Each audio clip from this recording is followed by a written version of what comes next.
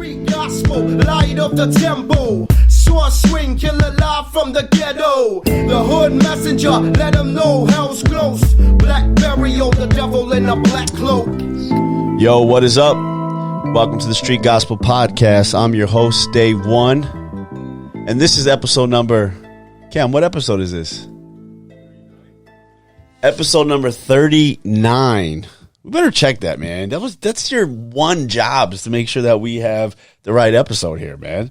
Let me see. Episode number... Right, yep. You're right? Mm-hmm. Episode number 39. Good job, Cam. Remind me to give you a raise, okay? Anyways, if you caught our last episode, it was a bonus episode. We had Bobby Luisi on, a made guy, part of the Philadelphia Mafia, gave his life to the Lord.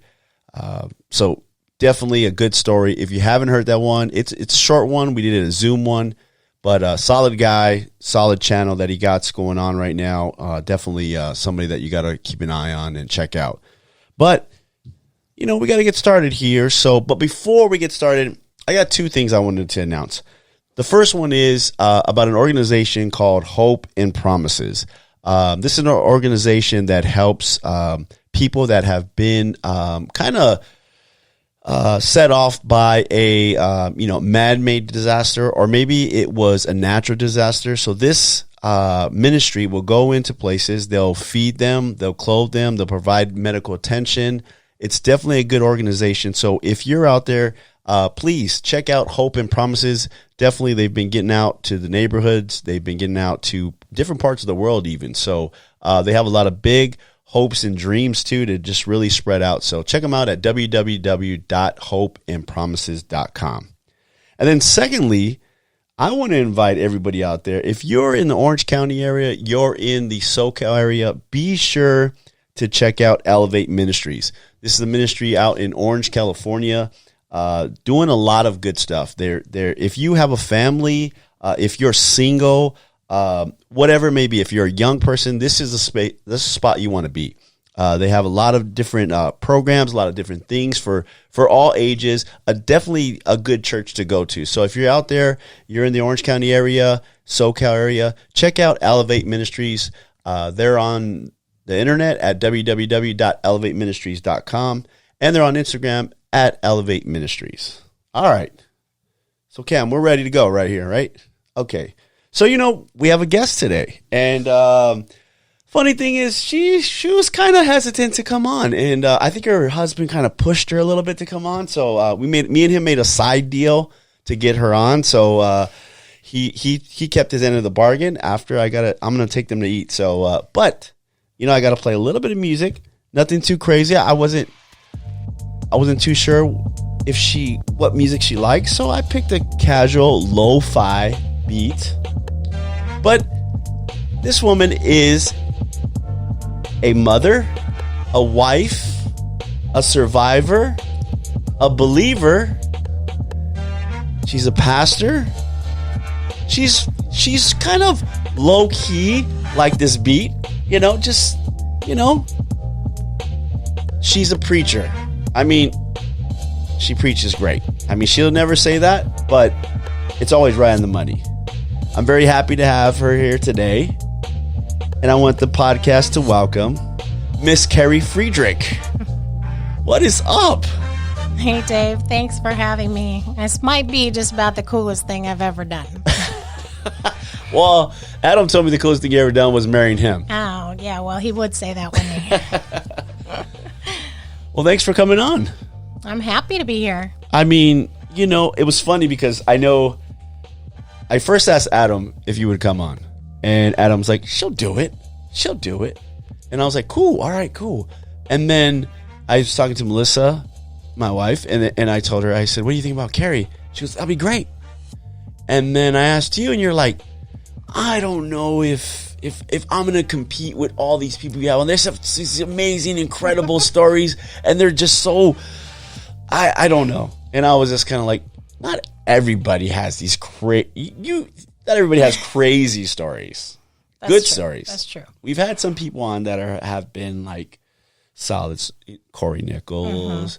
We had Pastor Jay, Brian Sumner. We've had on, but we've had on some extreme stuff.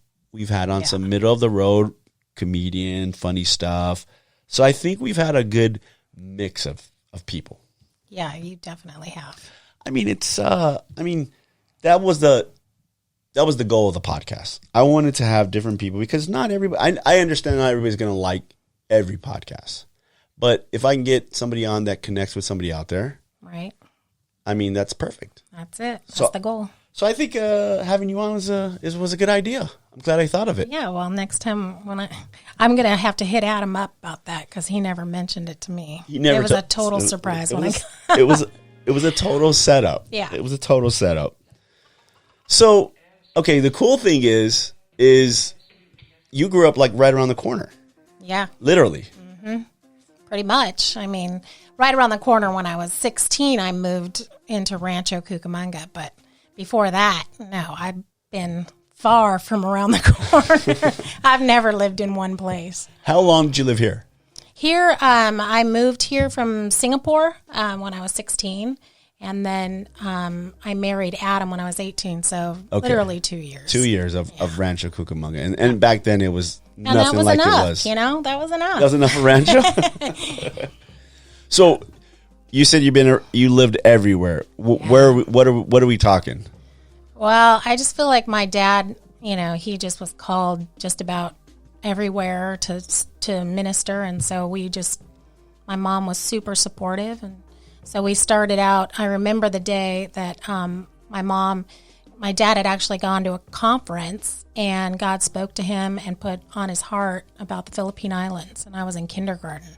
Wow. And my dad left his car at that conference and ran back to the hotel because he was just fired up.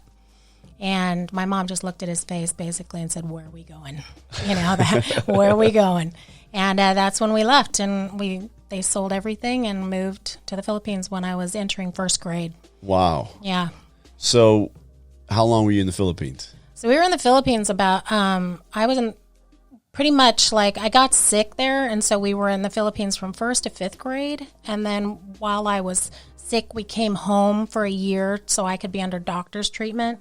And then we went back to the Philippines after that year for another few years, moved to Singapore, pioneered a church there. And then I was there in Singapore until 16 and moved back here. Okay. Yeah. So you didn't spend much time here in the States, did you? No, just in the summertime. Yeah. So were you, I mean, you probably didn't know what you were missing because you never had it, really. Yeah, I mean, being overseas was my home. It was everything I knew, being from first grade on. So I loved it. I loved the Philippines. It was a big change for me to move from the Philippines to Singapore. I was starting to write Adam, and so I didn't want to be there anymore. That's when it started kicking in, like, I'm missing some stuff over there. And so it was harder for me, and my parents kind of made a deal, like, if you graduate, I was homeschooled in high school, if you graduate early, whenever you graduate, you can go back. And they shouldn't have said that, because I literally locked myself in my room and started, just getting the books done, like one per day. And then graduated about 16, and my dad had to follow up on his word and bought me a ticket. Wow. Yeah. How was it? I mean, being in another country, I mean, we kind of, Singapore's not third world. It's pretty nice, right? Mm-hmm. Super nice, right? Like it's $1,000 fine if you chew a piece of gum. Didn't the guy? That's where they flogged that kid, right? Yes. He While wrote on we something? were there, mm-hmm. Or he did some graffiti or something, right? Yeah.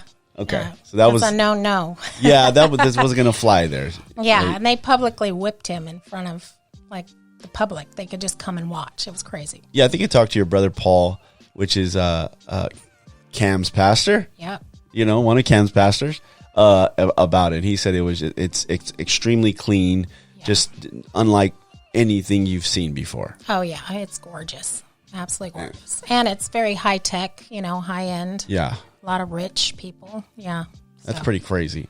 So, growing up a pastor's kid, and coming back. Well, let's talk about this. How did you meet Adam? So Adam's your pastor. for everybody out there, I mean, not your pastor, your husband. He's yeah. my pastor. He's kind of your pastor. He's kind of my pastor. Yeah. So you guys pastor Elevate Ministries, Orange County. That's right. Okay, so but let's rewind this a little bit because, and it goes back a long time, right? It does. Okay, so because I think you guys are married the same amount of time we're married. Yeah. Going on 28 years Yes, this year. This year. So okay, so we got married the same year. So how did you meet Adam? Fall in love with Adam? How did that go about? All right. So Because the world wants to know. yeah. Okay. So it goes back a long ways. My grandparents pastored a church in Honolulu, Hawaii. And so I would spend my few weeks before I'd come back to California every summer when I'd come off the mission field, and we would stay with my grandparents for like a week or two. And that one particular time I was 11 years old, and Adam and his parents came to do a revival for my grandfather. And I didn't even go to church that night. I stayed home with my mom, and she prepared this meal for them. So when they came back, my brother was there. So my brother and Adam just kind of went off into another room to play video games. And my mom looked at me, this shy missionary kid that I came off, the Philippine Islands, and I'd been there all year. And so this was the first cute little white surfer boy I had seen in a long time. And so I was kind of speechless, and my mom sent me in there to get what they wanted to eat. And I was like, are you kidding me? I can't go in there. So I did, and we ended up, all three of us, hanging out the rest of the week that he was there. And I'll never forget, we went to this mall and hung out, and I was already nervous around him, but he was really sweet. He was different than my brother, and we ended up having barbecued ribs, and I had a white shirt on. Oh, no. Yeah, and I just dropped them all the way down my shirt. And the rest of the night, I just remember walking around this mall with Adam and my brother with this massive barbecue stain. Yeah, so anyways, that's where it started for me. It was crazy because my Aunt Donna Neville had just come in, and when they left, and she's like, oh, honey, she told me, she goes, you better get in line because there's going to be lots of little girls waiting for that boy. And I was like, oh, they're going to have to get behind me because I'm first. And that was it for me. It took him a while to come around. So he literally was your first and only boyfriend? Oh, yeah. It's ever been Adam. Okay, so me and my wife talk about teenage love all the time. Yeah. There is something special about teenage love that just lasts. It's insane. Yeah. I don't know how else to explain it, but I think people that have fallen in love as teenagers and they're still married 20, 30, 40 years later, it's just something special. Absolutely. You can't even put it into words. And I truly believe that it's all God, because when it's God ordained and you obey when he speaks and you obey the things, you set your relationship on the right path, you do what's right, you honor God in it, it just takes you to a new level that people that are outside of the Lord can't understand. Yeah. It definitely, me and Melissa, we talk, it's a little unreal sometimes because we're like, how are we more in love today than ever before? It's like intense and special, and I can't explain it. But other than God put us together, we did it the right way, and we've stood together, and it doesn't mean it's been easy. Yeah, that's true. But we've worked through things and stood together and loved each other and stood faithful to God, and there's something really special. So young people out there, find yourself one good girl. Doesn't have to be one good guy. Doesn't have to be perfect. Fall in love and stay in love for the rest of your life. It's worth it. So you marry Adam. I think you said it. How old were you when you got married? I was 18. He was 19. Okay. Yeah. So it's a little older than you. Just barely. Just barely. Yeah. Well, yeah. We literally, our birthdays are 10 days apart. 1 year and 10 days apart. 1 year and 10 days apart. Yeah. Yeah, me and Melissa got married 20 and 19. So right behind you guys. Yeah. And you guys got married, and was right off the bat, was ministry the thing for you guys? It was. I mean, he was already involved in a lot of like the youth and stuff before we got married. But then after we got married, we weren't going full time in the church yet because I think honestly, the church couldn't afford it yet. And because I think his dad too wanted us to see what life was all about, just working and hustling and getting it done. Yeah. So we both had jobs. Adam actually had 2 jobs plus the church, and started doing youth ministry, and it just started growing and requiring more and more of his time. And so before you know it, Pastor Carl, Adam's dad, just offered him full-time position, and that's what he did. And there were still times that he had to hustle and deliver pizza at night, and whatever he had to do, he did it just so he could, because then you have the youth, you're hanging out on the weekends, you're playing basketball with the guys, you have the girls over, so it's just a non-stop ministry. Right. But it was awesome. Right. I think that's what I admire about your father-in-law, Pastor Carl, and Pastor Adam, is because I always felt like from a guy that's like been working since he was like 13 years old, when I really have a hard time having to relate with another guy or in ministry if that's all he's ever done. Yes. But there's something about those 2 guys that I love because they've made their bones before they became in ministry.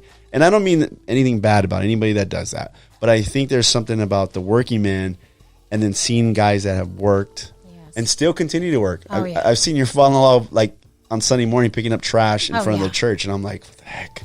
And then Adam's like the first guy, if something needs to be done, he's like there, or he's helping at the North Campus or whatever it may be. So I think there's like something special about that where you kind of go, yeah, I can respect that guy because it I know the story. Maybe, absolutely. Yes, for sure. I said when I got married, I was terrified of Carl Friedrich. Just absolutely terrified. I loved Bonnie Friedrich. She was one of my buddies. But Carl Friedrich was an intimidating source in my life. I couldn't even eat in front of him. Wow. I was just so nervous. But I remember saying to myself, I'm never going to call him Dad. He's scary. But it changed, and he has. I just have so much respect for the man that he is, and I love him dearly. Yeah. He's a good guy. I love the way he speaks. I love, we had a good conversation. I did a video one time. He was a part of this video, and just the way he articulated stuff and really broke it down. I was like, it was like one take. Like every pastor we had in that video that we produced, it was like 3 takes. Or could I do that over? And he was just like, can you talk about this? Boom. Can you talk about this? Boom. And I'm like, heck, this guy is amazing. I was like, wish everybody could be like him. Yeah. Well, I've learned a lot. So ministry, you guys started in Orange. Yep. And you did youth ministry. Yes. Youth Aflame. That was the name. How long did you guys do youth ministry? Probably too long. Yeah, I would say too long. But we started doing youth ministry in a small youth group, and then it grew, and we started doing, putting dreams like into their hearts, and it was amazing. I remember having prayer meetings on bean bags, and Adam would throw fruit snacks out at them, when they answered a question right, and then we started asking them, what do you want? What do you see? And they're like, we see a huge bus, and we're going to go, pick up people for youth, and we started telling them, just pray for it. Band, we want a worship band, and we want to go on missions trips. And so all this stuff started being spoken, and before you knew it, like within that same week, we had 2 vans donated. We had already started making plans for our first missions trip, first of many, and then the worship team started being developed. So we just saw this dream coming to fruition, and then we had the opportunity to start Elevate conferences in the summer for youth and young adults, which would bring in, 1,500 kids at one time all over the United States. And it was really mind-blowing because of how we started. It was so small in our apartment and with the beanbag chairs. And suddenly we had a church and we had conferences. And I don't even know how that happened, except that it was just God and the passion. Adam's creative, Adam's passionate. And honestly, for those years, I was having babies. I was kind of the tag along. I didn't do that much. I'd pop up on the stage and maybe do a little short something. But I always had a baby on my hip for those first few conferences. But I wouldn't have traded it for anything in the world, because that's the goal, was to have our family and to raise them in the church. I think the best part about that is, I think a lot of people come into church, they want to be in leadership, they want to be on the stage, and they almost like use youth, as a stepping stone. Like, oh yeah, I got to serve in youth for a year or two, then I could, maybe I can hit that platform and preach a couple times and stuff. And with that said, I think a lot of that mindset, it kind of creates like, you're kind of just like, you're seeing past the youth to where you want to go, and you're not being great at where you are. Exactly. I think you guys were great at that for so long. Like, it just developed this whole culture where, it influenced like a few generations. Yeah. And that's what I think what was really cool is that you didn't like just use it as, okay, the youth, and I almost like picture in my head like we're stepping on the youth's head to get to a little higher spot where we want to go. And it's funny you say that, because I remember clearly every time in the very beginning when things were starting to really build and we've started the Elevate conference, I remember every Christmas that my grandfather, he'd always say something snarky to Adam, like, hey, Adam, you can't be a youth pastor forever. Like, where are you going? What are you doing? When can we send you out? Stuff like that. And so I would feel restless, like, because that's my family, and I'd come home and we'd start getting, like, heated, like, well, maybe he's right. We shouldn't be doing this forever. But Adam was so focused. Like, nobody was going to sway him from that.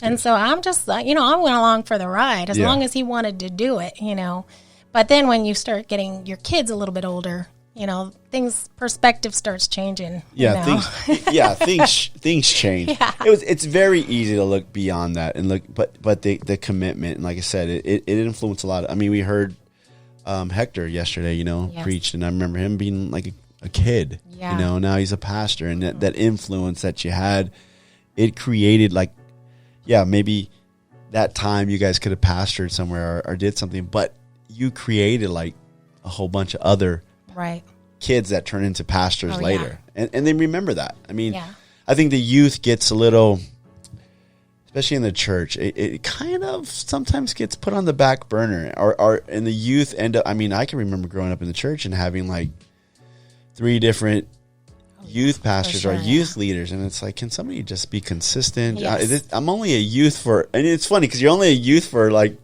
4 or 5 years maybe, and I'm like, can we just have somebody that could just hang with us till we just get into adulthood, and then you could pass this over to somebody else. Oh yeah, it's crazy because kids that were the faithful core of our youth all those years ago are our faithful core today in our main church service. Huge.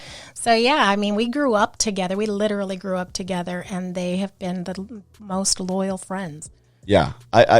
Johnny always tells me when I see him at church, he's like, I remember you. I was younger than you, but I remember you were around all the time. And I was like, you were around that far back? He's like, yeah, I was around that far back. I've been here, got saved here, and he's like one of the most solid guys at the church. Yes. I mean, he's just everywhere. Oh, yeah. I did bust him a couple weeks ago, though, when he was supposed to be doing security. He was eating a donut, and he was just talking, and I'm like, what are you doing, Johnny? And he was just back there talking. Sounds like Johnny. Yeah. He's like, what? I got it all under control. I said, okay. But, so you guys, at what point did you finally say, it's time? I mean, did God speak to you guys to say, okay, the youth, we got to pass it on?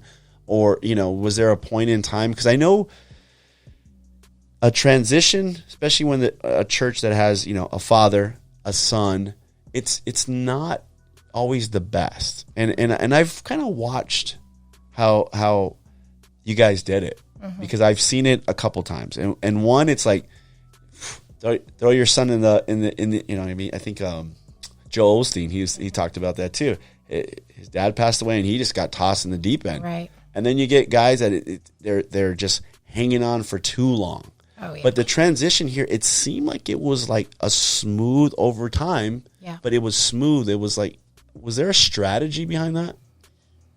I don't know if there was necessarily a strategy. I will say that Pastor Carl showed so much grace and trust in Adam from the beginning. When the youth would just crazy requests, he would just go with it.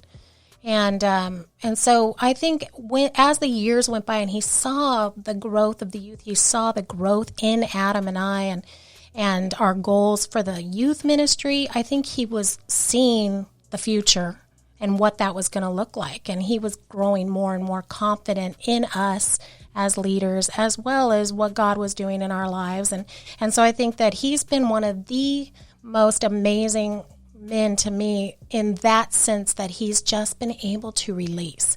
And I think a lot of people can't do that. Yeah. You know, their hand's always in the pot, but he just decided one day, it's all or nothing. It's Adam. Right. Adam's going to do this. Adam's going to carry it to the next generation. And so he's still a huge part today, but it was a slow transition because although Adam was feeling stretched like this, it's coming. Like we felt it for like a year, 2 years. Okay, like when's the right time? Because we feel like we're getting old. You felt really old in the youth, but then you just didn't connect with the main adults anymore because you'd been with the youth for so long. Right. So it was this crazy stretching in ourselves and a spiritual stretching, if you will, that God did. And the doors just opened at the right time. And Adam really started strategically changing things, like the head usher thing was gone and, started stepping on a lot of toes before he came in. So, like, people were looking at Pastor Carl still, kind of throwing the blame over there. Pastor Carl just throw his hands up and surrender, like, hey, I'm not doing it, but he's doing it. He's in charge. And so we did all that. We threw a lot of the old stuff away, the old strategies and the old structure. And so that took Adam a good solid year and a half before he was pastoring it to really restructure it. Right. And so I think by the time that year and a half came up and we had done all that and he had put all that creativity and effort into that, it was much more of a smooth transition into the leading of it.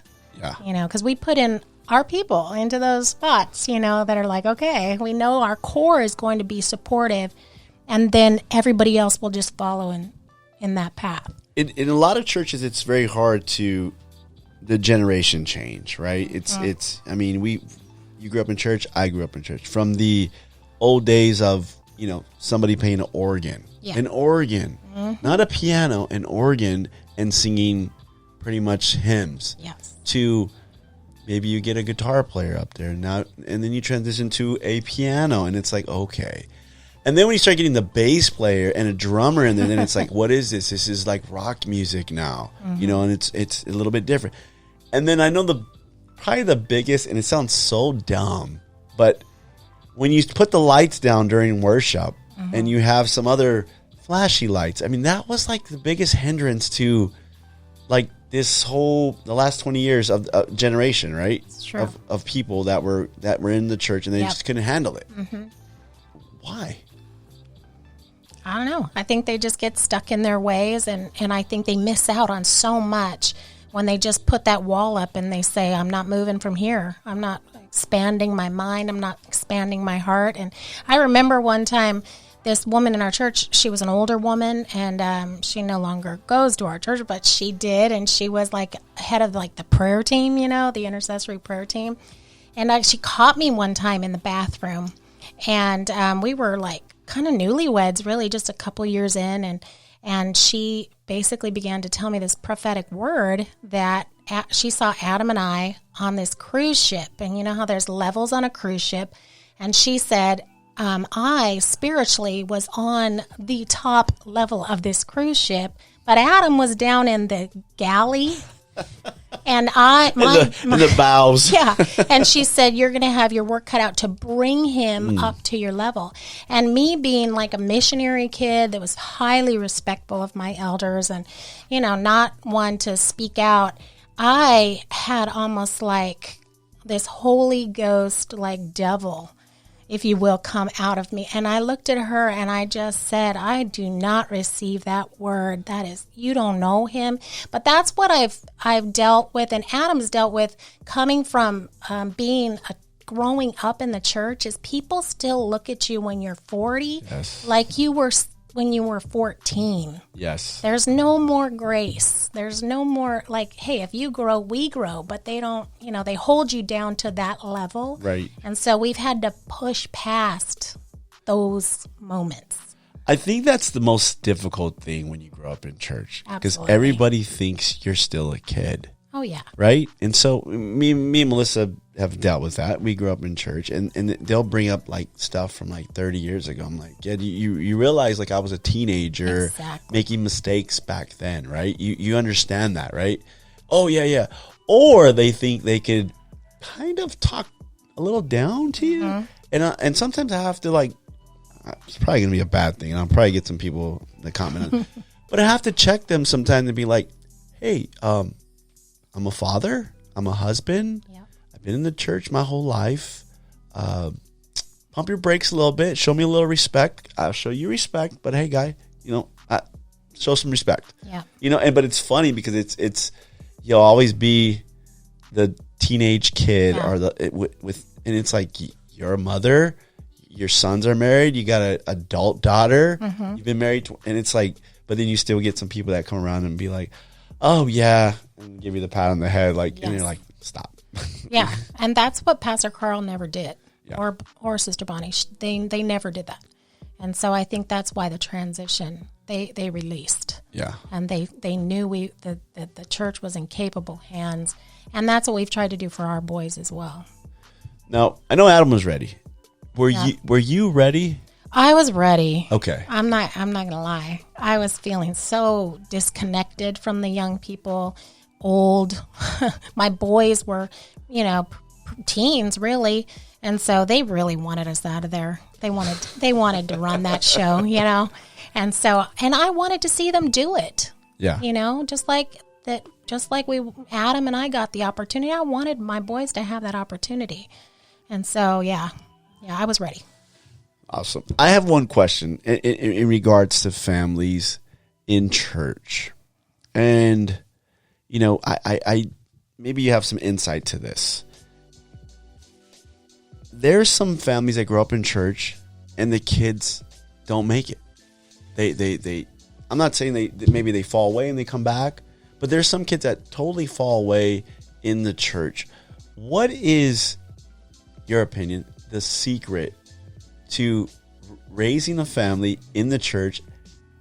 Is it just grace? Is it God's luck? Is it what is it that because you can get to a point where it's just like, what happened to the pastor's kid that they're not in church no more and they're so maybe rebellious, or how come their kids are all in church? Like, what is it just, I don't really call it the luck of the draw, but is it just God's grace? What is it?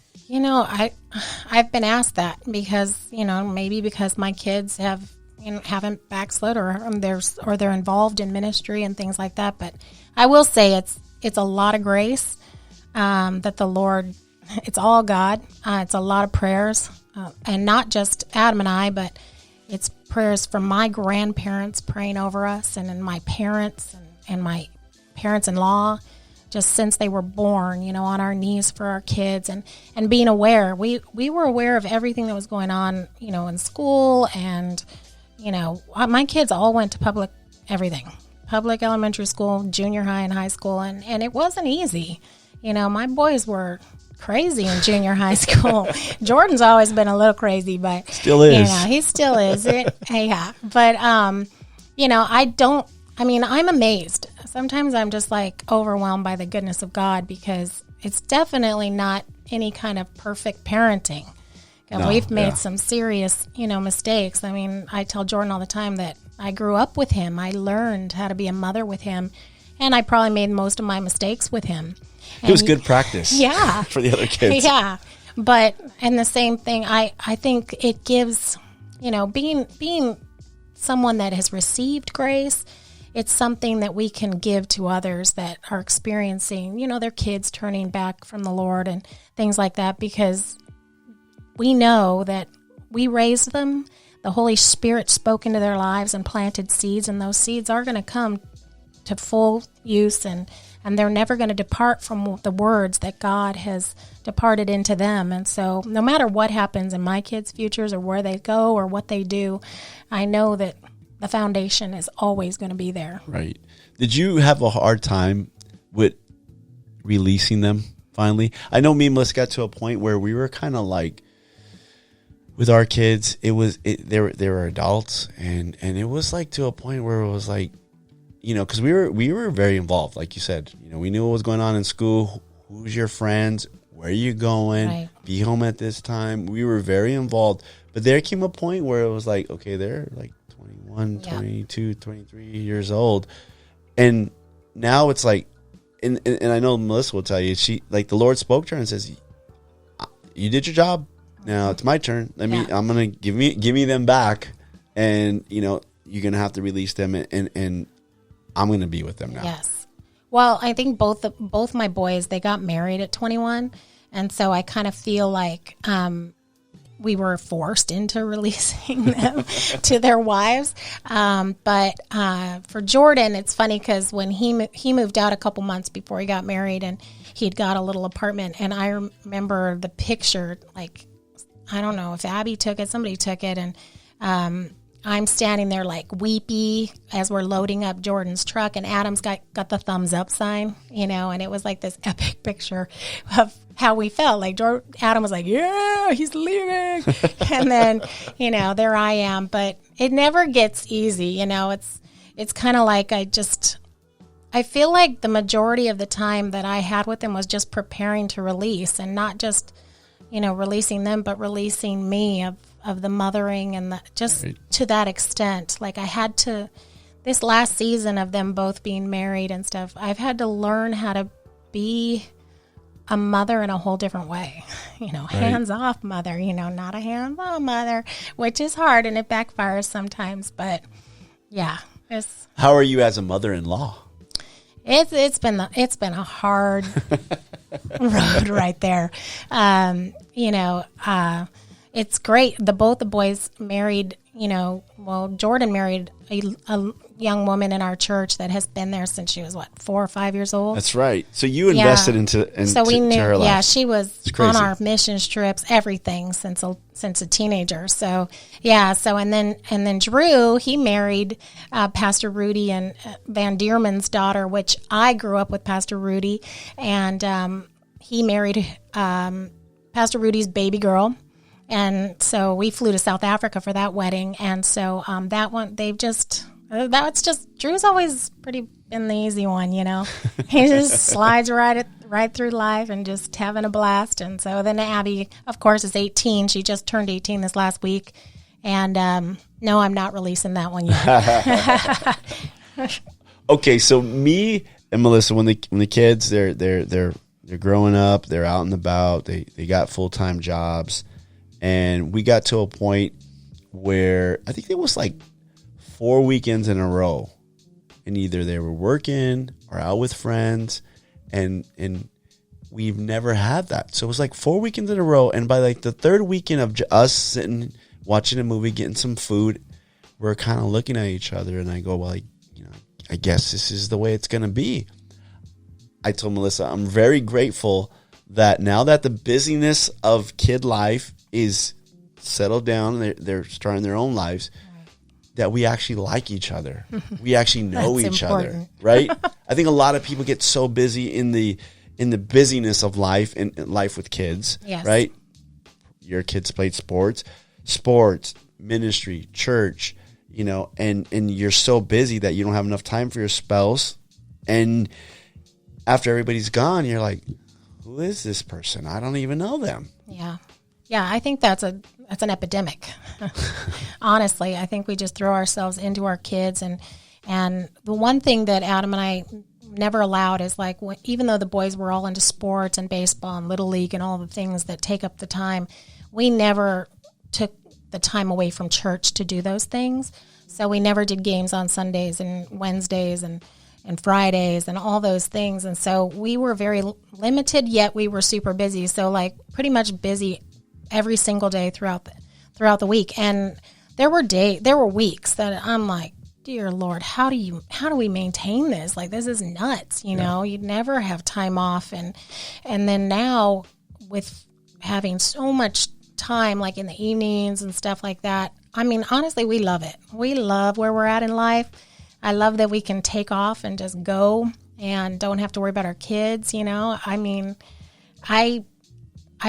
there's time, like I wish I could do Abby all over again. I'm not going to lie. This last week when she turned 18, I'm like, dude, I could rewind it right now and do it all over again. Right. Her, 18. I'll do it all 18 years again.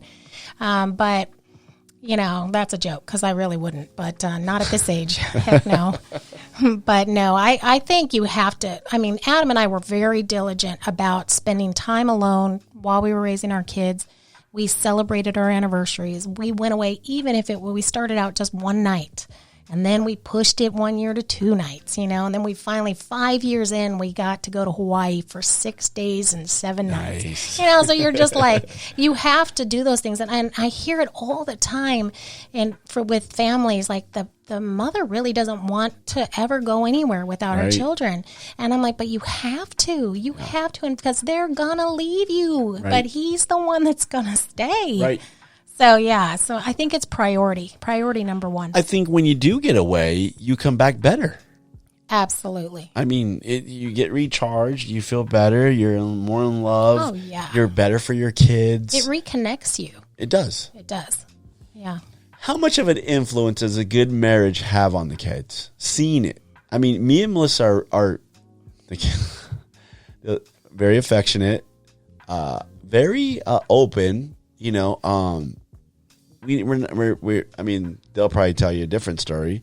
We don't really fight in front of them. We'll get upset. They'll know when we're upset. We've kind of been take it to the room if we got to throw down. Not really throw down, but it's been rare. It's been rare. But the example that you set for your kids. I'm not saying like this fakeness or anything, but there has to be some sort of example you set for your kids so they can see what a good marriage is. We tease Ash all the time. I tell her, I said, Ash, you know, you already know what a good husband looks like, whether you admit it or not, because I've been a good husband, and you know what a good wife looks like because you're always around your mother, and whether or not you like it or not, you learn that. Yes, you do. I feel like, you know, it should be priority that, you know, what we believe and what we say in church about honor and all the things that we say that we do, we should be doing those things in our home. There should be no difference in our home versus when we're anywhere else. And I think that when I've seen families that have literally imploded, you know, that have come to the church, you have to wonder what went on in the home because, you know, what was going on behind the scenes. Because I feel like, no, we were very careful when the kids were growing up, arguing and those kind of things. Like when we would be in a disagreement, or we never shouted and yelled at each other in front of the kids. We never cursed, and the kids never heard curse words come out of our mouth. They just never did. I didn't grow up with that. And so it never came natural for me. We didn't watch, you know, nasty stuff on TV, you know? Yeah. So there was all these lines Adam and I just chose not to cross, and yet we wanted them to see what a happy home we had and how different it was from their friends' homes or, you know, places they went. And so, yeah, I think today that they can honestly, if you were to ask them, they can say, my parents are who they are at home, in church, hanging out. You get what you get. Yeah, I think that's key. You are who you are, wherever you're at. Yes. Wherever you're around. I am, you know, I'm I'm me, and I tell the kids I'll be this way. You know me. You know, whether it's in the, you know, praying for you guys or sharing something to you, or being the joking Dave, or sometimes they'll tell you the grouchy Dave. Mm-hmm. But you know who I am, and deep. So I think it's very key. I mean, it's just, I think sometimes we have this attitude of, you know, we got to be somebody at home, but as soon as we get to church, were somebody totally different. Yes. And I think that just confuses a lot of kids more. It makes it worse. Yeah. Oh, yeah. That's when the hypocrisy comes in. That's when the churches, they're all hypocrites, and they have ammo for it because their own parents are. And so, yeah, no, I hope that anybody asking my kids, they would say, that they've seen the best and they strive for the best in their own marriages. And, and that's all we hope for. I mean, I just want my kids to just love their spouse and love their life and do what God has called them to do. That's it. Let me ask you this. You guys on the outside, it's great. Perfect. Everything's cool, man. I mean, Adam's just a wonderful guy. Who wouldn't want to be married to that guy? But there is some challenges, right? I mean, obviously we grew up in an era where your whole life wasn't on the gram. I mean, the gram's been around 10, 12 years, whatever. Yeah. Facebook and all that junk. But in the era that we grew up in, it could look from the outside looking in like it's just a perfect life. I mean, but there is some hardships within there is marriage, correct? In ministry. Yeah. I mean, I was crazy about Adam when I met him, and while we were dating, I mean, I was smitten. Like literally, like the love is just, I was blind to any faults there could be. And I think the same was for him, And so then when we got married, I really went in expecting complete bliss, like this is going to be awesome. Not only do we get to do things we haven't been able to do before, but, we don't have to have somebody with us and we could be alone. We were never allowed to be alone in each other's houses so all those little things, that's what I was thinking of. That's what I was looking forward to. And then the pressures of the bills and learning how to pay the rent and how many jobs does he have to work this month to do it, and then the youth on top of everything else. And we picked up those kids and we took them all home. So youth would finish at 10:30, but we would be driving kids home till 1 or 2 in the morning every Friday. And so it got old quick. And I'm not going to lie, it did. We were exhausted, and we'd get at each other's throats. And I remember both of us at one time in that first year, he was sitting in his dad's office talking to him, and I talked to my parents, and we both said we think we made a huge mistake. Of getting married? Of getting married. Oh, wow. Because the pressure was just insane. And Adam wasn't good under pressure at that time. We were both really young and selfish, and so we just saw our own needs, and this isn't what we saw. This isn't what we expected. Did we make a huge mistake? Oh my gosh. But then we pushed through what you do in marriage, and you do what you got to do. And then it starts getting better and better and better until you realize you're doing life, and it's okay if you're stressed sometimes, and you have to learn how to be stressed and how to treat each other like Christians, Right. So we had a lot of learning in the beginning, but it's, I will say Adam's a totally different man today than he was then. Yeah, Melissa always tells me that. She says that she found love with boy David. Yes. But man David is heck yeah. way better. I do agree with Melissa right there. And it's a lot of learning. I mean, I think the biggest thing when it comes to young love and marriages within the church and all the pressures that adds is asking for help. Absolutely. I think I was very prideful. I mean, I can probably name like 3 pastors that Melissa would call and she wouldn't tell me. And then somebody would be knocking on the door and I look and I was like, who invited this guy? And she's like, I called him. And she's crying and I'm like, I'm not answering the door. I'm going upstairs. And I wouldn't answer the door, and she would open the door and let this guy in, pastor in, and I would be like, and I'd finally go down there. But I had this sense of just man pride of not being able to just say, hey, yeah, we have a problem. We need help. And I think with young couples, that's one of the biggest things that we always see is if I see a young couple and you could tell, right? Yeah. They're struggling. Yeah, you can. And I always tell them, hey, if you need help, ask for it. Don't ever be ashamed. Yes. And sad to say, there's been a few of those young couples that didn't make it, and they never ask for help, right? Whether from me or Melissa or whoever. But the biggest thing I think with young marriages is hey, if you need help, ask for it. Yes. Nobody has this figured out. No. I think that's the best advice you can give any young couple. And it's funny you say that about Melissa, because that made me flash back. I did the exact same thing. The problem for us was when we went through hard times, I called Pastor Carl and Sister Bonnie, which happened to be his parents. Yeah. And so they would show up at our house, and they'd sit down on the couch, and they were wonderful. They were very good at balancing and, that kind of stuff. But for our kids, now that they're married, that's the one thing that we really encourage, them to go outside to seek help rather than talking with us or talking with their parents, but going outside to seek counsel and just to be completely transparent. I think it's with the when you feel like you need to have it all together and to let everybody know, especially in the Instagram and the Facebook, world we live in.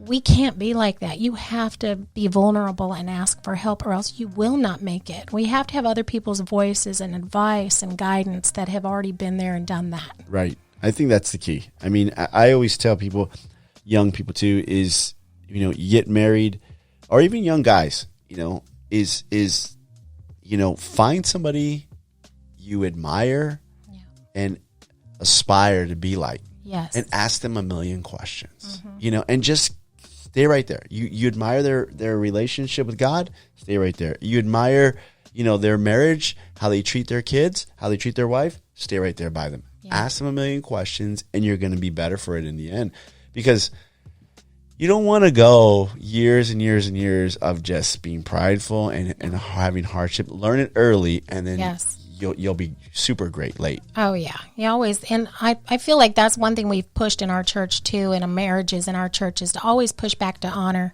Because when you start slipping from that and you start getting familiar with each other and taking each other for granted and just assuming different things, well, you're sliding down to dishonor. And so I think you have to continually, it's a daily thing, is to push back. How can I honor my spouse today? How can I look for a way to honor him and to show him that I love him? And I think that's what plays out over the course of the years of being married, is honor is going to be above it all. You have to push back to honor. Right. Let me ask you this. Is there a balance between family, marriage, and the church? I mean, we grew up in an era where, like you said, we were at church like 7 days a week. Yeah. I mean, literally. I mean, it was Sunday twice. Yep. My dad taught classes on Monday, outreach Tuesday, Wednesday night service. Thursday was maybe a day off. Friday was Bible study, Saturday morning prayer, and then we'd have like a special Saturday youth or young adult. I mean, is there a balance where, and I'm not saying, I think people do that, mix them all together. They put, I'm going to put my family over God, but there is a balance of family over church and ministry, not over God. It'll never be over God, but where they kind of just, they don't have a good balance, and maybe it's just all church and not enough family. Is there a balance? Do you guys really push that, where it's like, hey, you got to balance this out a little bit? Well, I think that over the course of the years, it's changed a lot. I was the same way like you. We were just in church and outreaches and constant. And then when we first got married, it felt like that. Not necessarily. We did have a lot of church, Sunday morning, Sunday night, Wednesday night, all that stuff. But the youth required a lot of attention too. And so that was several days on top of that. And then when you have your kids, then you try to cram in what they love, like a passion they love or a sport or whatever. But we did make like straight rules that we aren't going to do sports and activities on church days. Sure. We had those but rules. At the same time, we prioritized time with our family. We made sure that they felt special, that our family was special and priority number one for us. But at the same time, they fell asleep on the church pews just like I did. You know, they did all those things. But now it looks very different. Now we have a Sunday morning service. We don't have anything on Sunday night. We don't go back to church until Wednesday night. You know, they run the youth, so they go do that on Fridays. So we do seem to have more time off, but I feel like the content of what the ministry is now requires the time to create and the time to do that more so than it did then. It was a lot of just, I think it was a lot of military structure back then. Now it's like, I think you get a little bit more enjoyment of like, hey, how can we do something different today? Or what can we do different this month? Right. Or, always trying to switch it up and surprise people. I think that's our goal. We never want people to just come in expecting that they know what's going to happen in that service. And that makes it fun enjoyable. Like you want to do it. Like let's do something. And I think it pushes it a little bit more than just be here at 6:30 for prayer, and then we're going to start. And you want to create an environment where people want to come. Yeah. They don't need to be there 7 days a week. Right. When they do come, just fill them up. Yeah. And send them out. Right. That's the goal. That's the goal, right? I mean, quality over quantity. That's it. Right? You have a good quality service, good word, good worship, some good little bit of fellowship. Yep. Hey, that's what you need. Yeah. That's it. Now, in the intro, I said that you were a survivor. Yes, I am. So can you give us a little cancer survivor? Mm-hmm. Can you go back to what year, what did you find out? So I was diagnosed in 2019. And so in order to kind of share it, I would have to go back to January of that year, because every January I kind of try to find some time where I can just really pray and ask God, like, give me a word for this year, for me. And that particular day that I was praying, the Holy Spirit spoke so clearly to me, and he said, I want you to say yes this year. And I want you to say yes before you know what I'm going to ask. And so I was like, kind of pumped. It was January, a lot of good things, looking up. And so I was like, yeah, sure, I can do that. Yes. What do you want me to do, God? You want me to speak more? You want me to dig into my word more? You want me to be more bold? What do you want? I'll say yes, So it started out pretty good, because then come February, my son Drew got married to a beautiful Lisa, and we went to South Africa, had a great trip, and watched them get married. And so things were just really good in the beginning of 2019. I hate when that happens, right? You just feel good about life. Everything's going good. You're like, hey, man. Yeah. I mean, I didn't even see, I wouldn't have even guessed. And then about May of that year, I found a lump, and it still wasn't a big deal. I was like, so what? What are the chances? Come on.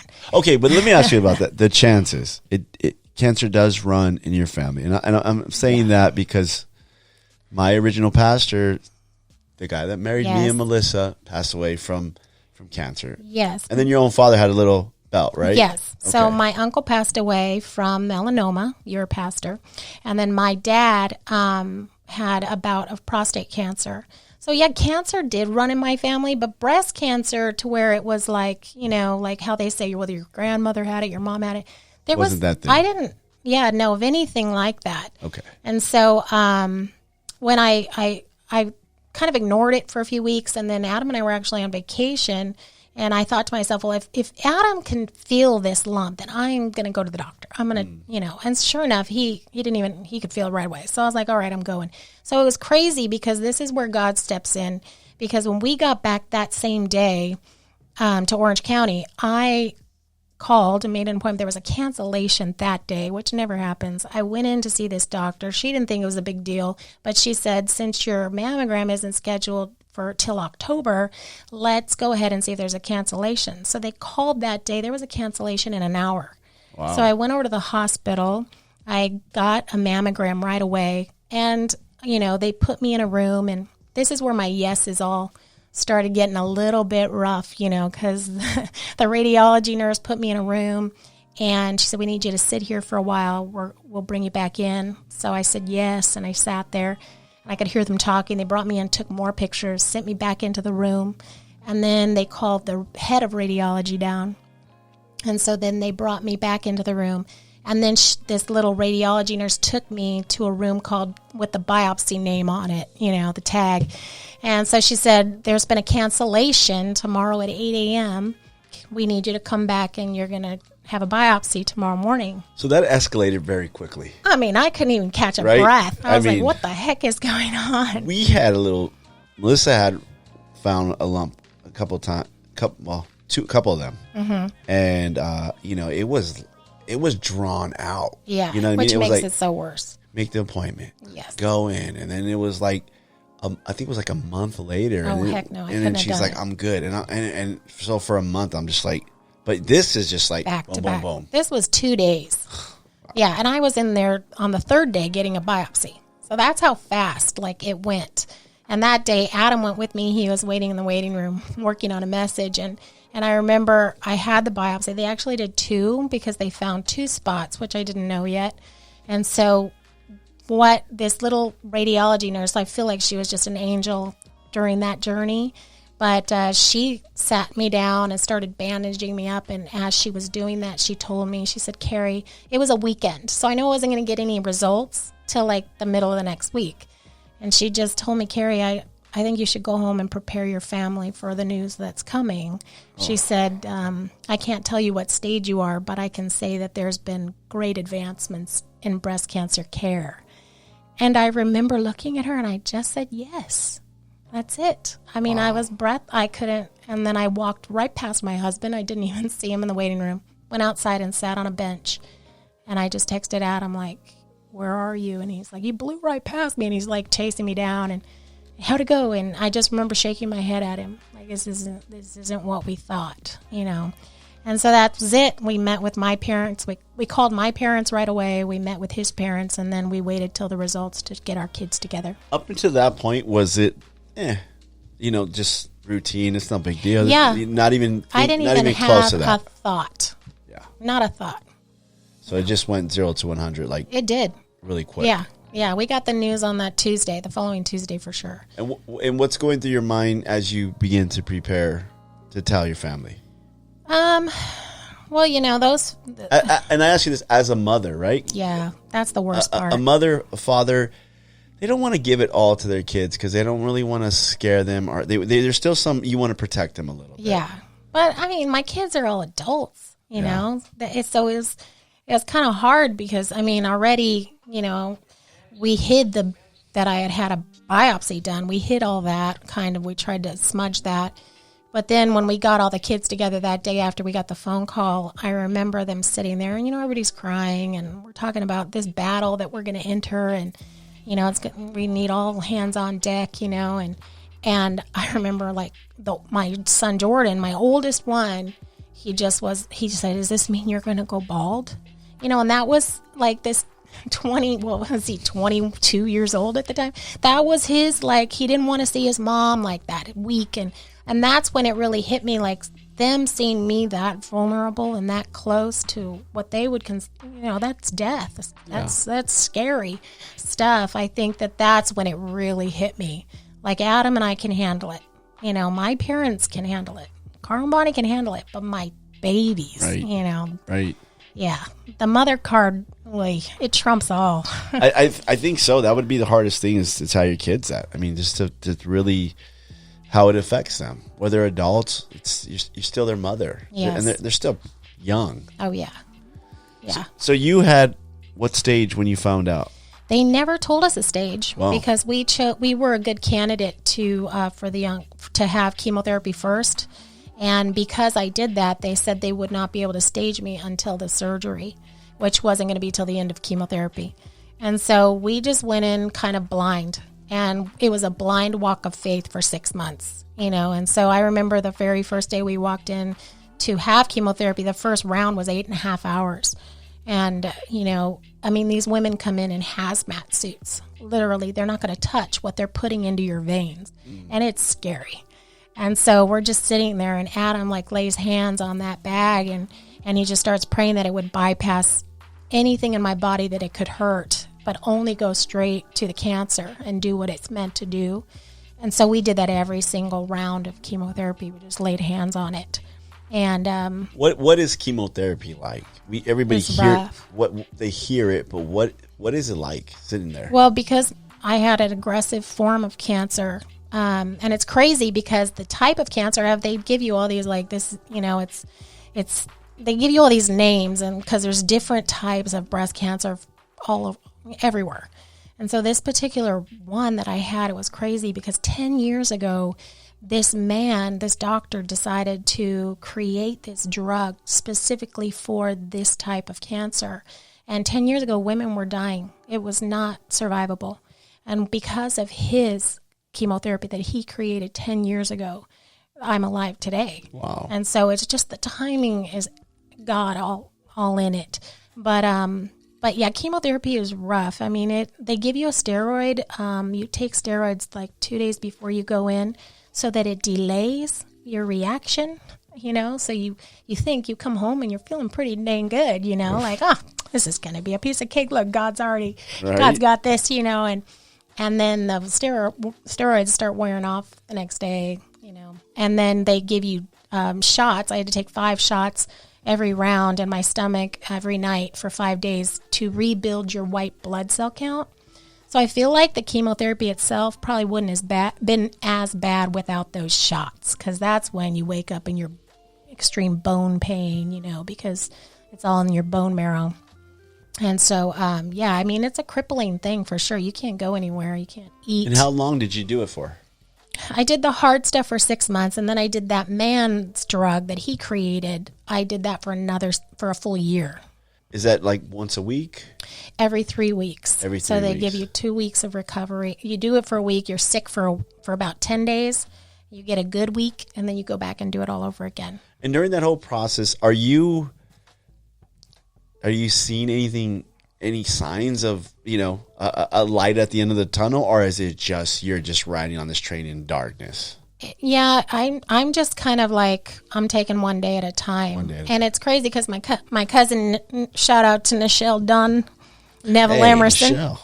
Nichelle. She made me this sign, and at the very beginning of treatment, and it was this huge sign, and it just said, Talitha Kum. I say to you, little girl, get up. And it was the story of Jesus when he goes in and he raises the little girl off the bed that's dead. And I put that sign. She felt like the Holy Spirit told her to make that for me, and I put it where I could see it every morning and every night when I woke up. And the first round, when I was just racked with the bone pain, I woke up in the morning and I saw that sign, and I felt like the Lord was telling me in a fierce, in a not a gentle way, but a fierce way, little girl, I say to you, get up. And I was like, I'm getting up. Like, I'm not going to stay in bed all day. I'm getting up. And that's how I felt like that was his words for me throughout that whole journey. Every time I'd feel like crippled or depression might try to sneak in, or there were times where when I'd come home from treatment, I didn't want to listen to worship music because I had it on all the time. But there were those moments where you're like, I just need the silence. I got to deal with this, with what's going on in my mind, But yeah, it was crazy. Did your faith ever waver? Yeah. I think in the very beginning, the enemy likes to come at me and attack me in my dreams. And so, and it's crazy because that's where you're most vulnerable and you can't stop him, little devil. Just keeps going. Yeah. So I remember the very beginning, I woke up in the middle of the night and I had a dream, and I was bald, I was wasted away, I was sitting in a wheelchair, and Adam was pushing me out of our doctor's office, and he had just basically told us to go home and die. And and I remember looking across, this waiting room was exactly like the one at the Kaiser Oncology. It was crazy in my mind. And my daughter was sitting in the waiting room, and she just connected eyes with me, and we both just lost it, crying in the waiting room. And I woke up, and I was hysterical. I couldn't breathe, and I just started basically telling the devil, go to hell. You will not have victory in my mind. You're not going to have victory in this. I think that would have been a cool part where you start using cuss words you never used to cuss out. There are a few times probably during cancer that I might have let a few slip. Good. But yeah. Melissa scares me when she prays like that. I'm like, are you cussing at me or are you cussing at the devil? I'm rebuking the devil. F you, devil. I'm like, what? Now, yeah. Did you ever, and I asked this is the thing. So, my father died. He got sick. He was sick for 4 years. And it was very tough for me to well, let's say this. I had to come to realization of this, and for some reason, I've had people come to me and ask me, about death, about sickness, and I always say we're still human, and it's still God's call. I had a brother come to me one time, and he had the same thing my dad had, and I said, you know what, go home, tell your family that you're going to believe, and you're always going to believe, but also tell them there's a chance that you might not make it. Mm-hmm. And he looked at me, he's like, what? And I said, I just want you to know that from a kid's, I was my dad's son. Yeah. And growing up in church, you're like, you get a superstition of healing, right? You get a superstition of, don't say that, and there would be times my dad would be like, hey, I'm not doing good, and I can die from this. Right. And I'd be like, no, Dad, don't say that. Right. And it wasn't, we have superstition and we have faith. Right. And it was way more superstition because I thought that was having faith. Right. I grew up with the whole, my mom would always, if we speak negative in our home or speak anything, my mom would always cut us down and say, hey, speak your faith. Speak your faith. And being that I, as a teenager, I had already experienced God's healing power in my body, I knew that God was capable of it. But I also felt in my spirit that this was something I was going to have to walk through, the whole thing. I knew that. And I felt that's part of the reason why God spoke to me in the beginning of the year and said, yes, before you even know what I'm going to ask. Yeah. So I honestly, Dave, never once thought that I was going to be healed. I thought I would walk out of it in healing. And that's from the prayers of praying over those drugs and making sure, God, you lead these drugs, you lead these surgeons, you lead us in the decisions we're making. But as a radical healing, I knew that was not going to be part of this story, that for some reason, God wanted to walk me through that. And I wouldn't change a thing. I wouldn't go back and try to change it because of the treasures, the things that he deposited in my spirit during that time, how he drew me so close. I mean, any time, even in the very beginning, after my first round of chemo, we had the Elevate conference scheduled. And I was already on the roster to speak on a Thursday morning. And of course, my family and my doctor, after the first round of chemo, were like, you shouldn't be around all the teenagers and, you'll get sick and your counts are low. And so I just remember thinking in my head, if I already pull the plug of this and I told God, I will say yes to everything. No, that lying devil's winning one step and he's not going to do it. No, I'm not doing it. And so it was crazy because I had chemo that Monday. I had chemo Friday. I had a port surgery put in on Monday, and I was driving to Elevate Conference on Wednesday, and then I spoke on Thursday morning, and then, my body just shut down Thursday night. Wow. Everything started happening for the first time, and that's when at 3 a.m. I called my parents, and I'm like, I got to go home, but I did it. And that was I felt like driving home. I was so sick, but I thought, you know what, I did it, you lying devil. I'm going to keep my yeses, and I'm not going to retreat. At that point, even if it kills you. That's it. Right? Yeah.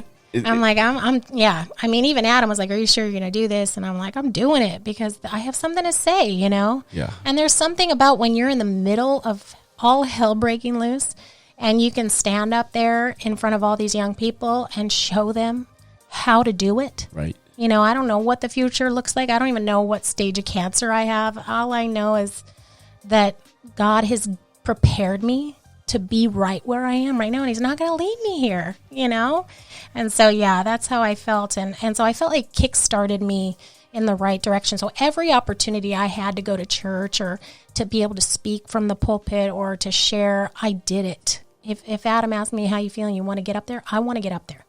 I want to get up there. Because they needed to see it. The first day that I came to church bald, I had like a hat or a scarf on. And so I hated wearing those things. But I didn't want to make everyone else uncomfortable.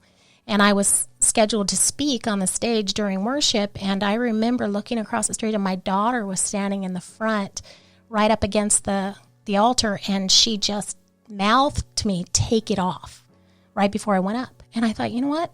I'm taking it off. And I just ripped that thing off. And I went up there bald as heck, and I'm like, get over it, church, because this is where Thank I'm God at. you had a decent head underneath all that hair. You know well, what I mean? that's what people tell me. But, I don't prefer to be bald, but. in the marriage, in the home, I mean,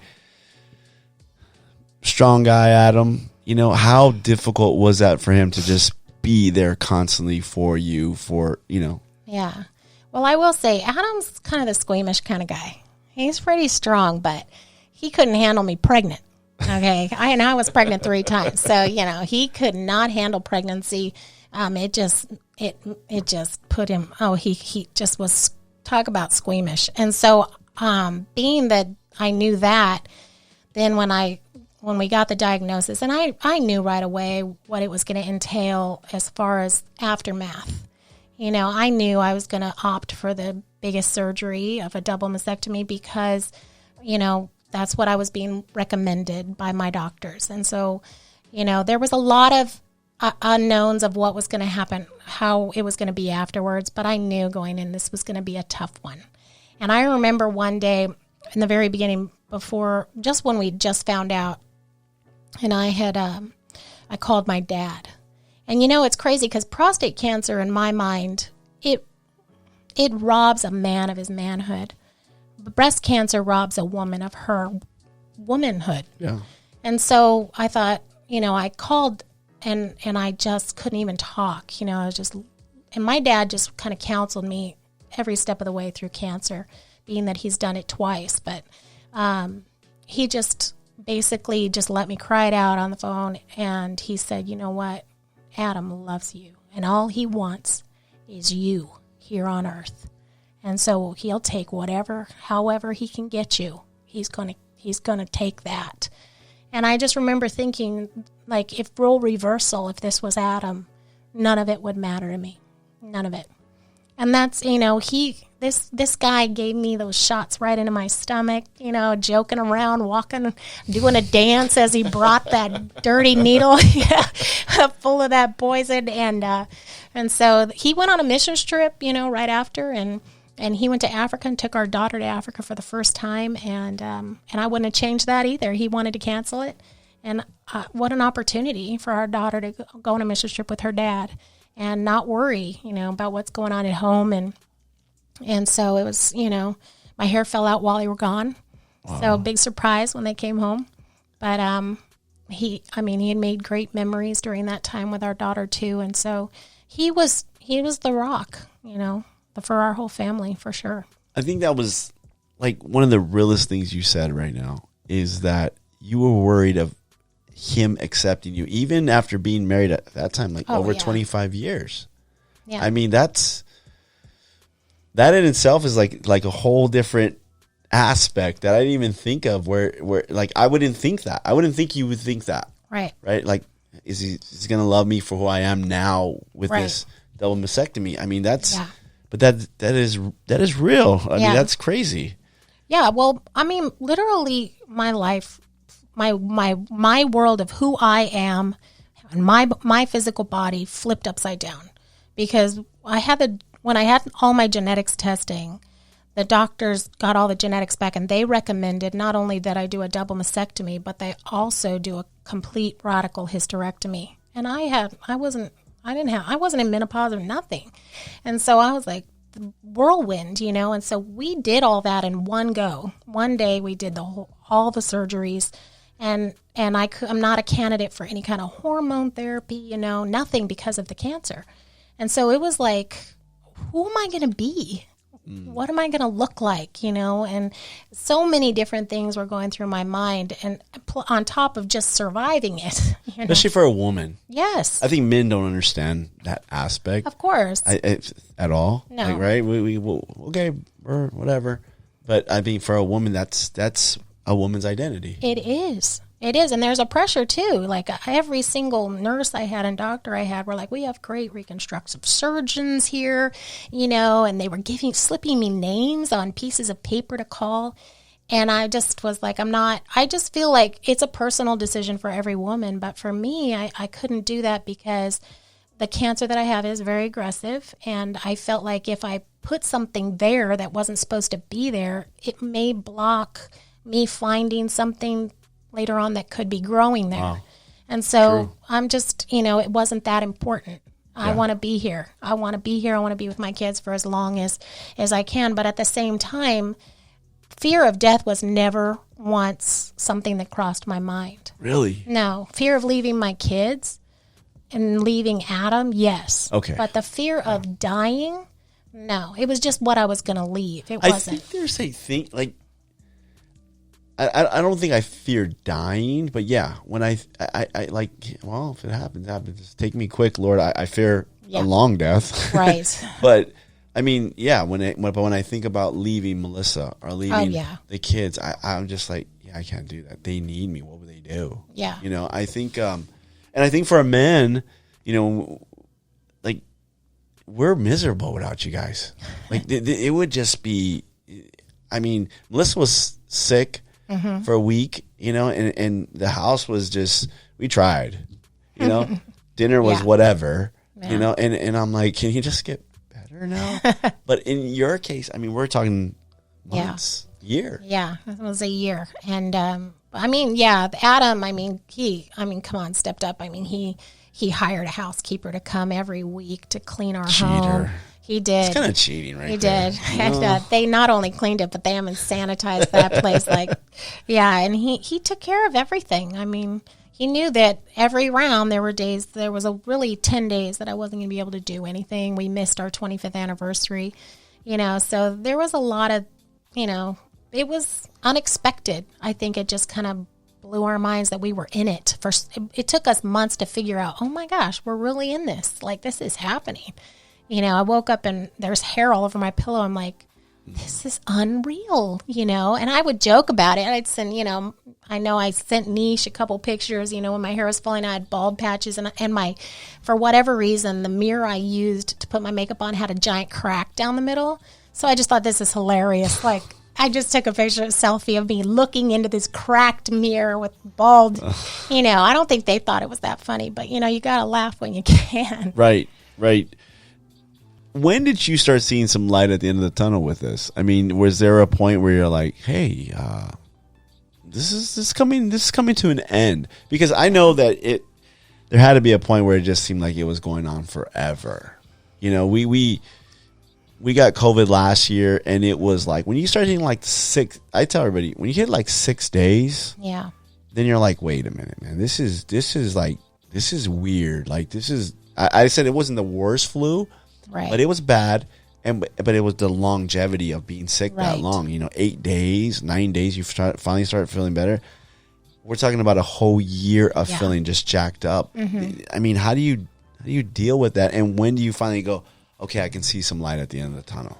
Well, it would probably be right after we had our last treatment, because chemotherapy is accumulative, so it kind of builds up and stores up in your body. And so by the time you're in your last, fourth or fifth round, it's pretty, strong, those after effects and all that stuff you go through.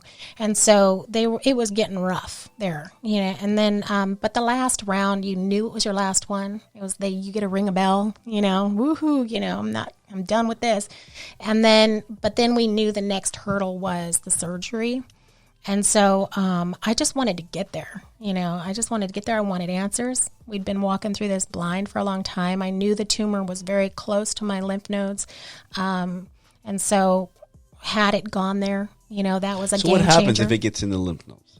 So what I was told is that if it were to get into the lymph nodes, that then I would have to do radiation after the surgery. And then that would be it. Until, whether it came back or not. But it was just it would push up your risk of it returning. And so, that part was the part of the unknown for me for those 6 months. Like, oh, is it, we just prayed like, oh God, keep those lymph nodes clean, And so it's crazy because the very first round of chemo, when that bag went in and we had prayed over it, immediately I felt the tumor start pulsating. And I asked the nurse, is that normal? Does the medicine go straight there like that? And she goes, rarely, but sometimes patients do say that. And so when we went in for surgery and I came home, and my surgeon called me within 2 days, and he just told me I couldn't wait for the weekend to be over. I had to call you because it is the absolute best news that I could possibly give you as a doctor, is that you've had a complete response to the chemotherapy. Wow. And there's no evidence of disease in your body, and no lymph nodes were infected. And so, that was my light at the end of the tunnel right there. It's over. Yeah. And I had to get to the end, really, but, it didn't matter at that point. You were just like, just breathe. We did it. Right. And then you get to the end of the tunnel. Mm-hmm. Do you ever want, I say this too, because a lot of people say, and they'll equate life trials, just this could have happened to you whether you were pastor's kid, pastor's wife, in ministry or not. But sometimes people don't want to be involved or get heavy into ministry because they feel like there's a price to be paid and things like this happen, right? I mean, I hear people say that, like, oh man, if you get in ministry that deep and for that long, you're gonna have to battle some sort of big hurdle like that. And it might be, your kid backslides, it might be a death, it might be sickness. Right. Do you think that is true, or this is just part of life? I think it's just part of life. And I feel like we're the blessed ones that we have been in ministry, and we have been depositing God's truth into us all these years to prepare us for something like this, so we don't crash and burn, so we don't just collapse and be hopeless. I mean, it was a scary season. I can't imagine have walked through it without the peace of God and without a husband who was a praying husband and a praying man, and my parents who prayed. I mean, everyone around me, you were carried by people's prayers, And so, no, I don't think it has anything to do with ministry, but I thank God that I was in the ministry during a trial like that could keep me focused, And I after the end of the year when Christmas had finished and come January again, here I am. And so I'm like, all right, I'm almost scared. Like, God. What do you got this year? Yeah. Like, what are you going to speak to me this year? Because the yeses are done, but I was raring to go because I'd been home for so many weeks in recovery, and I wanted to go and just start life again. And I remember coming into reading the book of Luke, and there was about the 10 lepers. And how the 10 of them, were walking and they were begging Jesus to heal them. And he just kind of says, hey, keep walking to the priests. And as they were healed. But only one came back. And Jesus like, well, weren't there 10 of you? And they all went back, and they all went back to their lives. But that one leper came back to thank God. And I was sitting there, and for some reason, that story that morning just totally jacked me up. I was just sobbing, and I was imagining all of these men who had been taken out of their routine, away from their families, and been isolated because of this disease. And they all didn't do anything wrong. They just ran. They ran to the celebration. They ran back to their families. They ran back to what they loved to do. And one decides to go back to the darkest place, the place he couldn't wait to get out of, and to sit at Jesus' feet for just a moment longer and just rest there. And that's how I felt the Lord speak to me and said, you need to rest right here. And I didn't want to rush that, even though I was like, come on, God, I've been resting. I've been resting for weeks, months. And it's a different kind of rest. Yeah. He was like, no, you haven't been resting, and you've been warring. This is the rest where you're not going to rush back to the celebration. You're not going to rush into ministering again and doing all those things, but you're going to rest in the moment that you realize that I carried you through this. I am ultimately the healer in this, and that I just wanted to be there in the moment because I was so overwhelmed by what I'd walked through that it even was a part of my story, that I was still healing from it, and that God He'd allowed me to have depths of Him that I had never in my life experienced.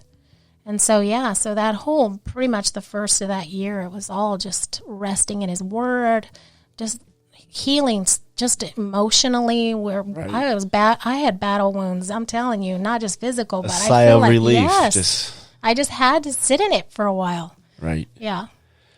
So, did you get your why answered? Like why I went through this, Lord? I asked that because a lot of times we go through things, and one day we'll find out for sure. Right. But and sometimes we don't get it answered down here. I never had the question why.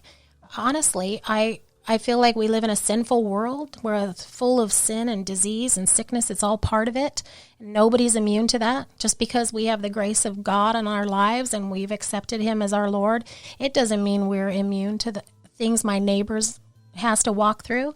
And I feel like he gave me such an empathy and of anyone going through a disease like that, or, I can't believe how many people now since then with breast cancer. I mean, just people, whether it's with all the churches and the pastors that I know, people in their churches, or it's people in our own church that are diagnosed like that, and they come to me and I can walk with them and encourage them and show them, look at me, you can do the same thing, one step at a time. And I feel like that's what God did. God gave me this experience so that I can just love on others and show them, you can do it.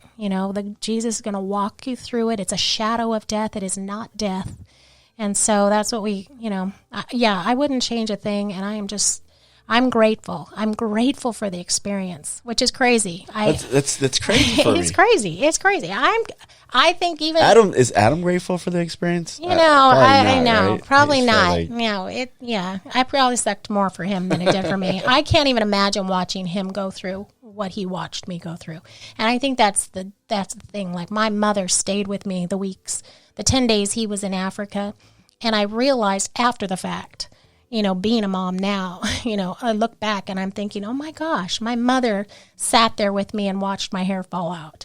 And if that had been my child, I don't know how I would have done it, And so thinking about the same with Adam, role reversal, they all stepped it up. I didn't see tears, they sucked it up, and they just basically, they held my arms up in the battle. Wow.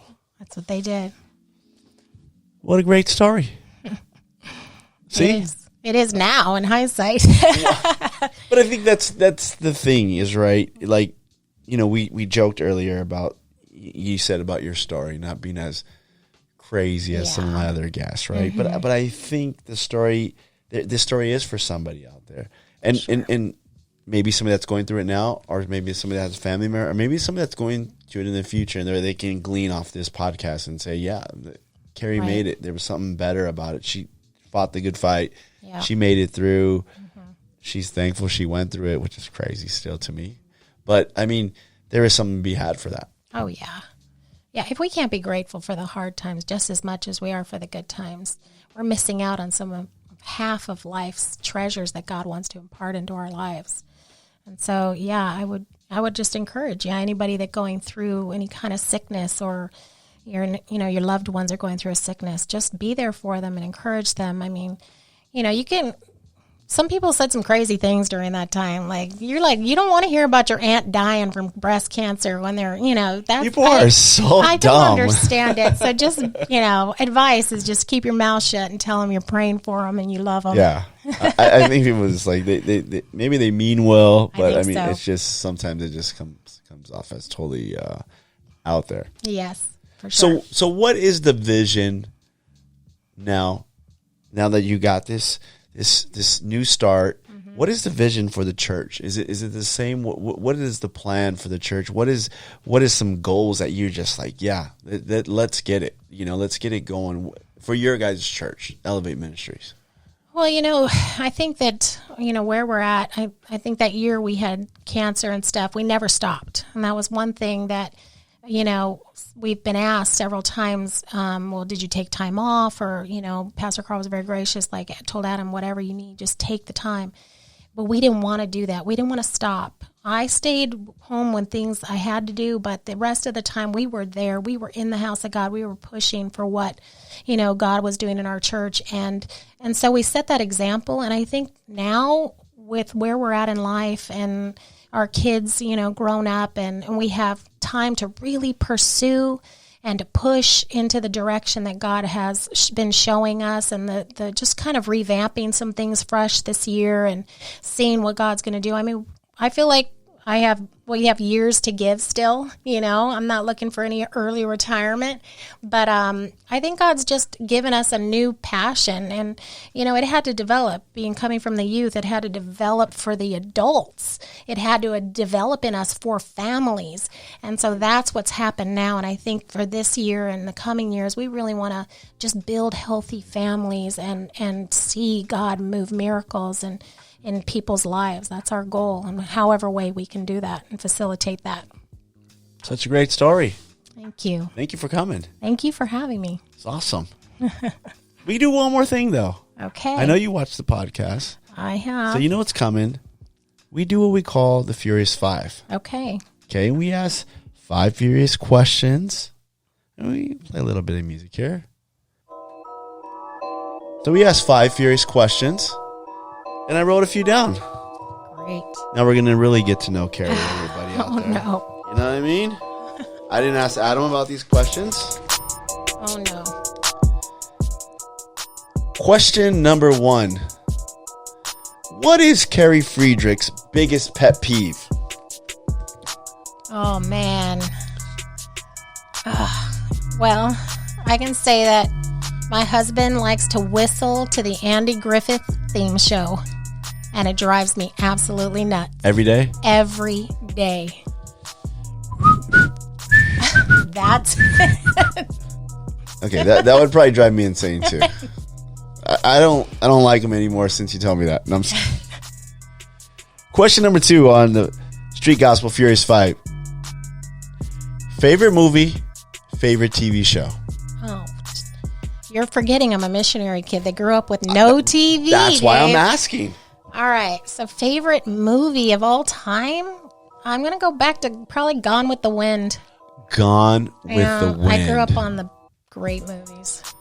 TV show, as a teenager, I loved Growing Pains because I had a mad crush on Kirk Cameron. Kirk Cameron. I heard he's coming to the Elevate conference this year.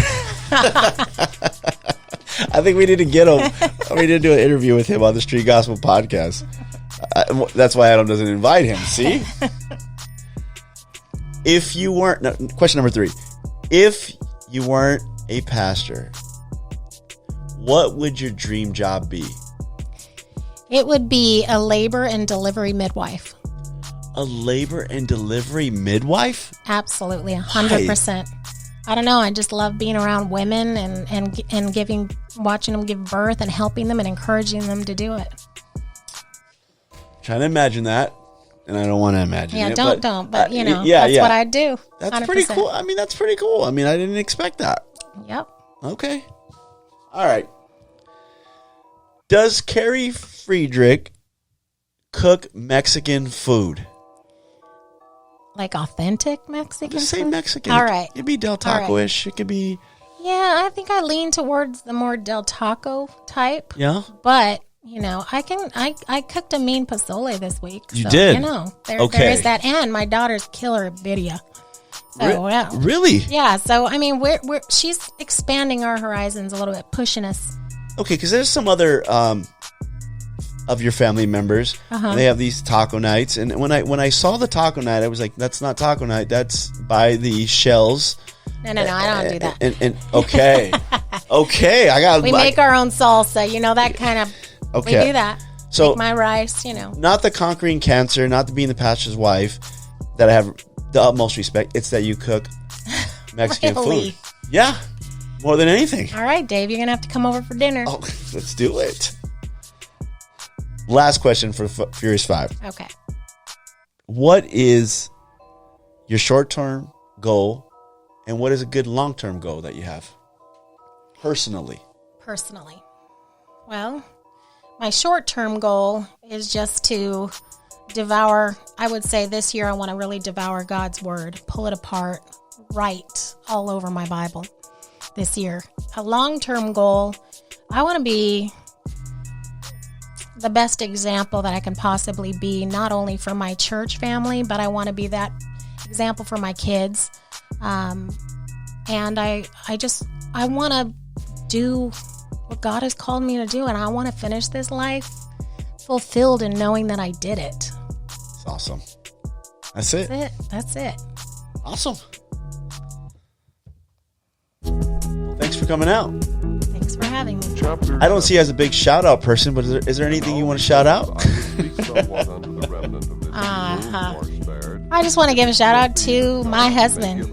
I mean, he'll probably be a guest on here with you one day. Yeah, I need to get him on. Yeah, so he's been my rock for almost 28 years now, and I couldn't have done any of this in my life without him right there beside me. So yeah, he would be the one. All right. Thanks for coming. Thanks for having me. Let's go get some grub. Hey, man, that'll wrap up this episode of the Street Gospel Podcast with Carrie Friedrich. I just want to thank everybody out there for tuning in. Had a good time. And check us out. YouTube. Check us out on all the major podcast platforms. Instagram at Street Gospel TV. We out.